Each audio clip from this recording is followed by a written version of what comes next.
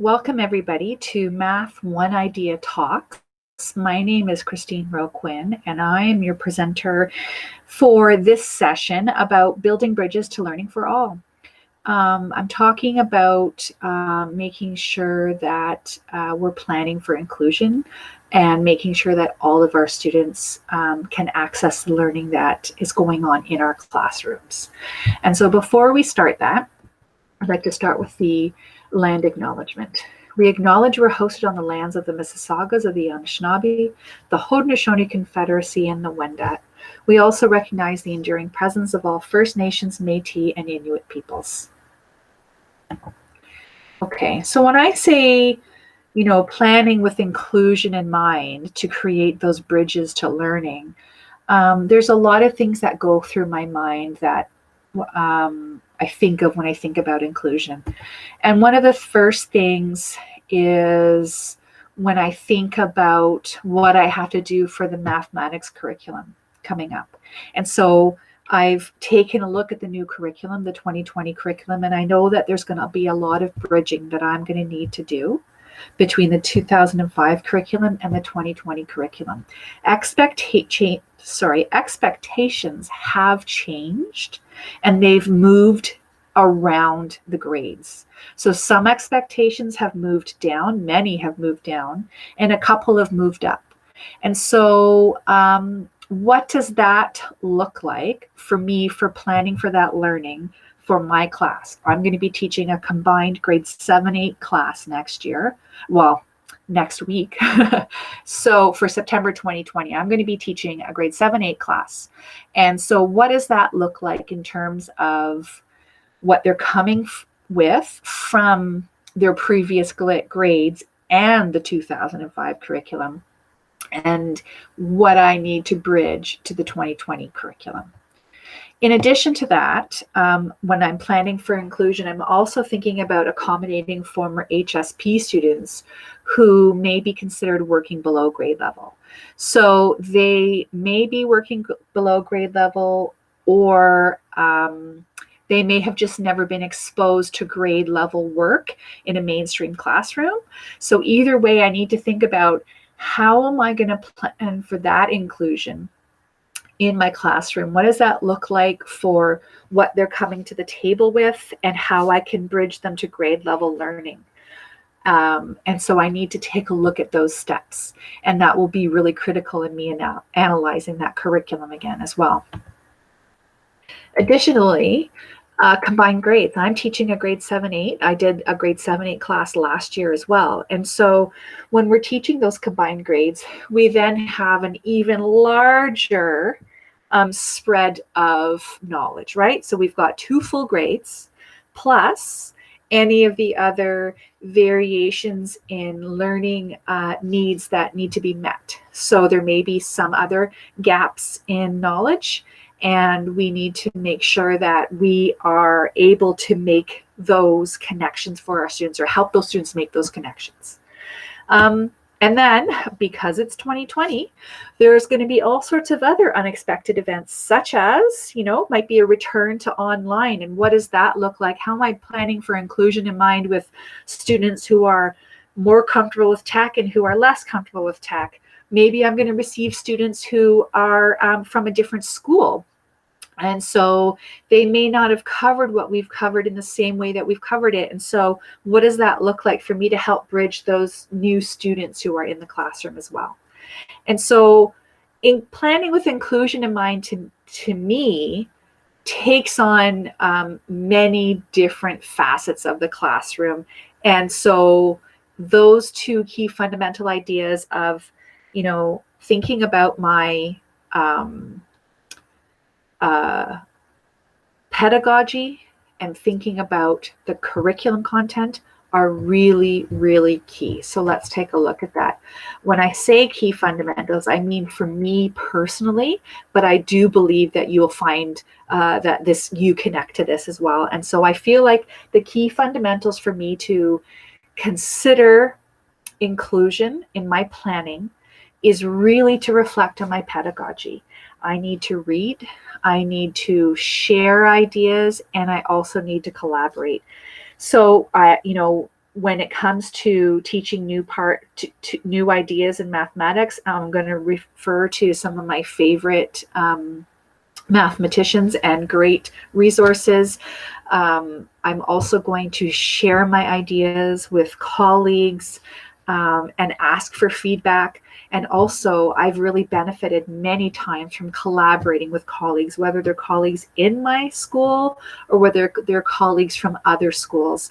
I really benefit from that collaboration, and it really helps me come up with new ideas and truly reflect on my pedagogy and how I may want to shift it. And so the power of collaboration is really one of those key ideas for me as well.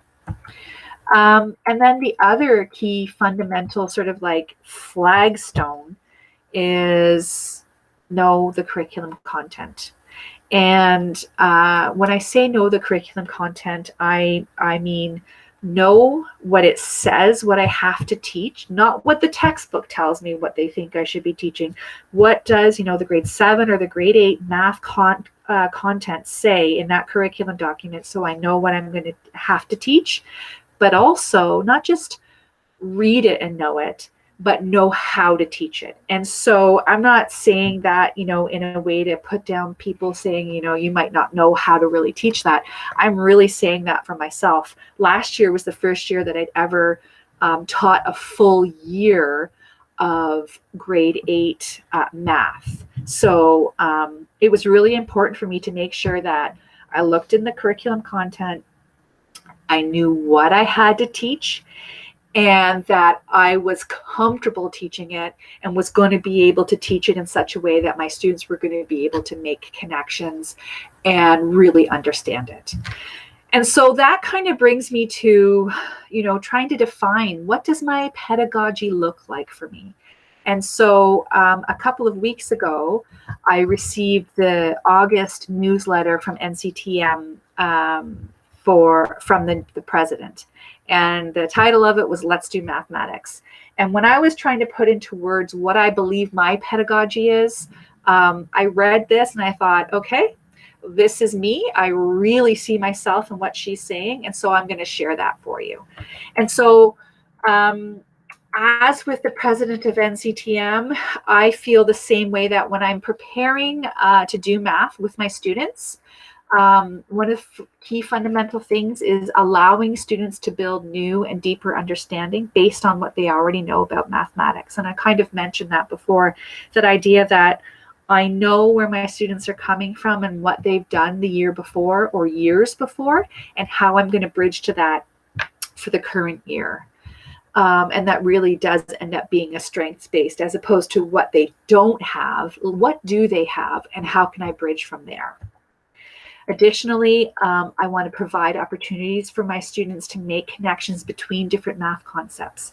So I'm going to demonstrate my ideas for bridging curriculum within volume and area today. And so that volume and area, the measurement portion of it, is deeply connected to understanding the geometry portion of it with 2D and 3D figures. And so helping my students make those connections and keeping all of those balls sort of juggling in the air to make one cohesive idea, that's really important to me. And also create a learning environment that empowers and enables students to explore and make sense of the mathematics.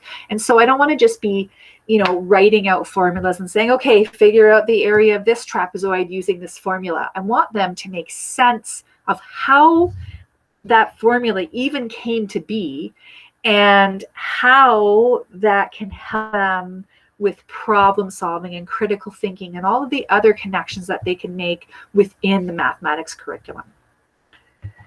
And finally, I actually think this is not finally, but probably more like first and foremost, is foster in each and every student the vision and belief in themselves as a doer of mathematics. I know many years in a row, I've had students come to me saying they hate math, they're not good at math, they don't get good grades, they freeze on tests, whatever it is. We have the stigma of I hate math, and it's still really very much a thing. as much as we try to work against it. And so I really, believe very strongly in supporting my students in that. And so to give credit to Trina Wilkerson, who is the new NCTM president, and these are her ideas, but I just felt like she really defined what I believe about teaching mathematics, and so I shared that with you. So when it comes to pedagogy as well, something that I learned about 8 years ago was the idea of backwards design. And one of the foundational people of this idea is Grant Wiggins. And so when we think about backwards design, I think that a lot of us have sort of done something like this all along, but he was able to put it in a way, articulate it in a way that felt very intentional. And so first, we want to identify the desired results. What do we want the learning outcome to be for our students? And then 2, determine that acceptable evidence. So what is it that they'll be able to do that demonstrates to us that they can do it, that they understand it? And so once we have that in place, then we think about what are those learning events? How are we going to plan for the learning and the experiences in instruction to get them there? And so for those of you who haven't heard about this before, or who have heard about it but want to read a little bit more, you'll notice in this slide, let me just click on it quickly here, that it will take you to an article about backwards design. And you can Google this and find out a whole lot about this, but this is a really good, sort of opening idea. So that document will be available to you when you click on the slide deck, and you can just click on that specific image in the slide. Okay, and so I said before that I'm specifically focusing on area and volume. So we know that the area is the size of a surface, and we measure it in square units. And volume is the amount of space that's occupied by an object, and we measure that in cubic units. And so one of the most important things that I learned, again, probably, I don't know, about maybe halfway through my teaching career, was generalizing the formula for volume as the area of the base times height. Before that, I'd always kept, focusing specifically on the different prisms, which of course we do. But what I started to find was that my students were always trying to figure out how length times width times height was going to help them find find the volume of all the other prisms, not just rectangular prisms. And so once I made the shift to teaching the generalized formula of area of a base times height, it really helped my students shift their idea of really focusing on that height for volume, and then applying the different formulas for areas of a variety of bases to the idea of formula, the idea of volume. And that really was a game changer for me in how I taught, and I found that it was a real game changer for a lot of my students. So let's take a look at that curriculum now. So I thought about my pedagogy and what I believe in. And so now I'm really thinking about that curriculum content and what I know. And so to very briefly take a look back at the 2005 math curriculum, all of the area and volume expectations were found in measurement. And for the most part, area really sort of got formalized in grade 5. We have been looking at area all along, but it's really formalized with formulas in grade 5. So we start with the area of a rectangle and the volume of a rectangular prism. And in grade 6, we went to the parallelogram and the triangle and the volume of the triangular prism. Grade 7, we looked at the area of a trapezoid and the volume of prisms with different polygonal bases, such as parallelograms or trapezoids and that sort of thing. And then in grade 8, the big focus was on the area of a circle and the volume of a cylinder. And so that was what we have been working with up until this September.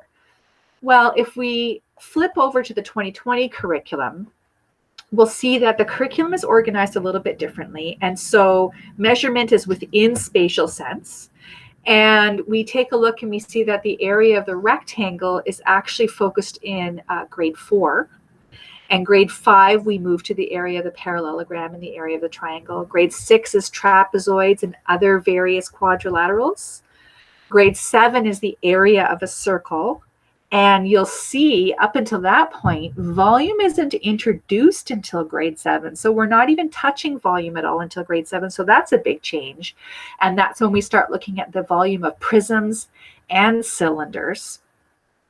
And then grade 8 is basically sort of a focus on problem solving with a variety of different prisms and the volume of a variety of different prisms and cylinders in the area of a variety of different 3D objects. And so there has been a shift, and we need to think about how we are going to move with this shift in seeing that all of a sudden things have changed in the intermediate, the grade 6, 7, sort of 8 categories of area and volume and what that looks like. And so I have what I've always sort of thought about as the logical flow of 2D area formulas.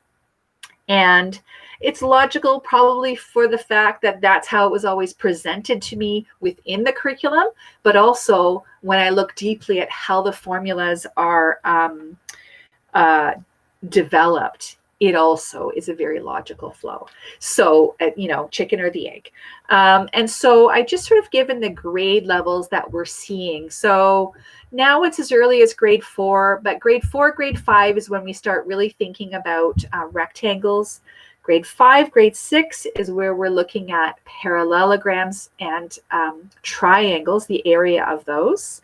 Grade 6 and 7, grade 6 being the new curriculum, grade 7 being last year's curriculum, 2005 curriculum, trapezoids.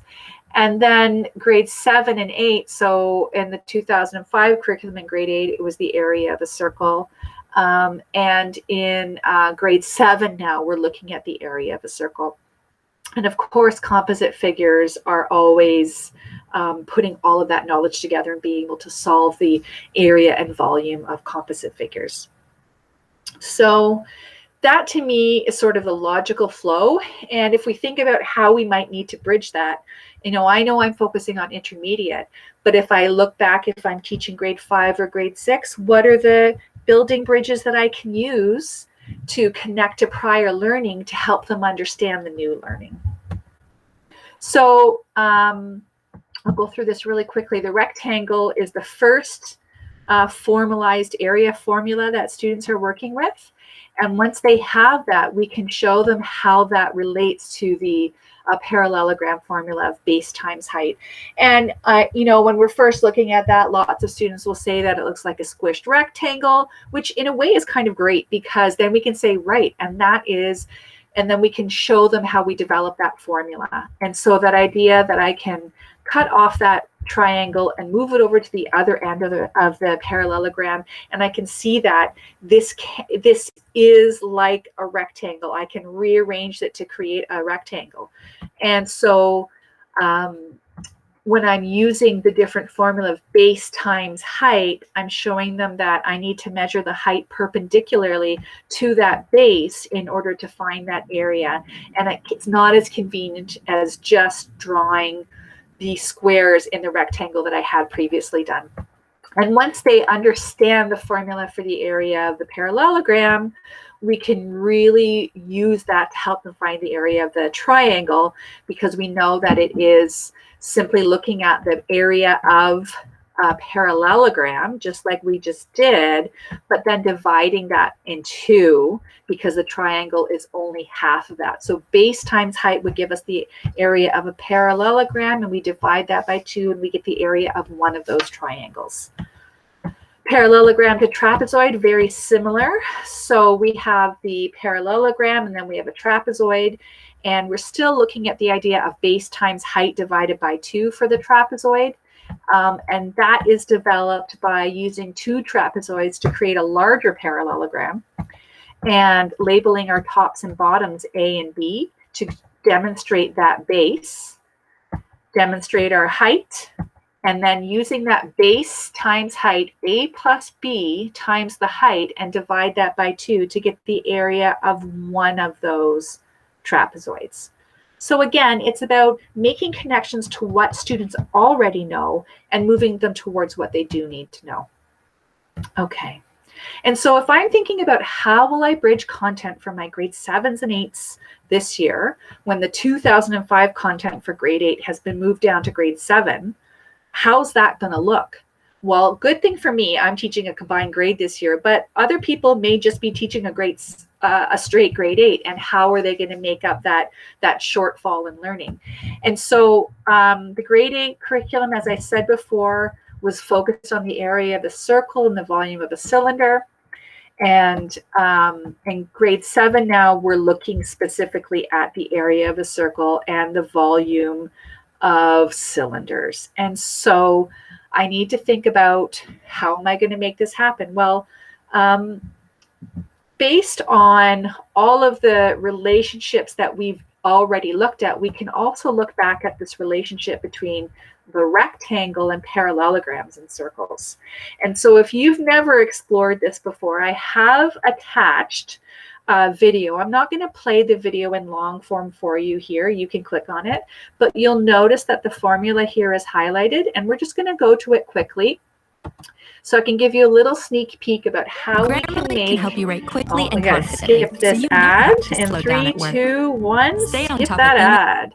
So I want you to be able to see how we can make the connection between the area of a circle and the area of a parallelogram, or the area of a rectangle.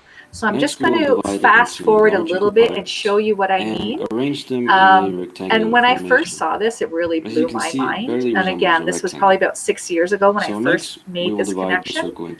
And you can see as we're dividing the circle into smaller and smaller triangles, you can see, and rearranging them, we're starting to see that it looks like a parallelogram, and then it starts to look even more like a rectangle.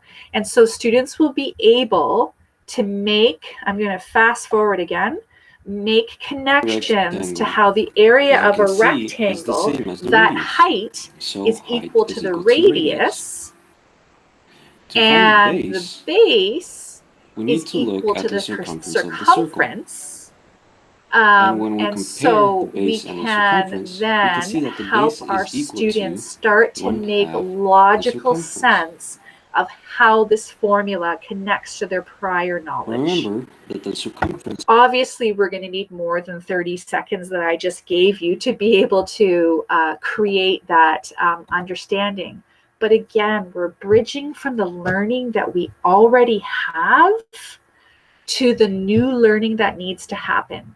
And with respect to making those connections for bridging that learning, we know that up until this point, all of our students, up until even our new grade 8s this year, even though they haven't done circles and cylinders, they have already made connections to all of the rest of this learning here, all of the rest of the 2D shapes with the area formulas. So they've been able to connect that to volume very easily, because the hard part about volume is truly understanding the area formulas. Once you've understood the area formulas, you can apply that to volume so easily, because we're then just multiplying it by the height of the prism or the cylinder.